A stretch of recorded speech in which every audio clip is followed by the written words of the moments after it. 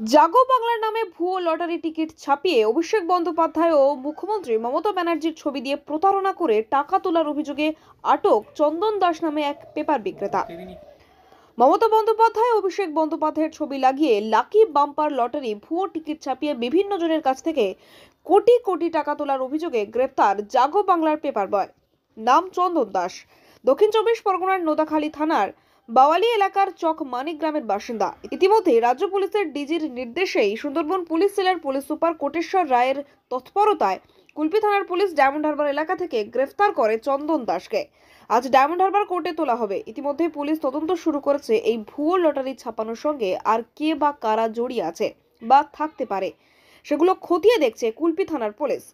এই চন্দন দাসের বিরুদ্ধে অভিযোগ, তিনি বেশ কিছু মানুষদেরকে বুঝিয়েছেন জাগো বাংলার পক্ষ থেকে এই লটারিটা ছাপানো হয়েছে, এই লটারি একটি দামি গিফট পাবে, কিন্তু জাগো বাংলার এই ধরনের কোনো লটারি নেই বলে জানা গেছে।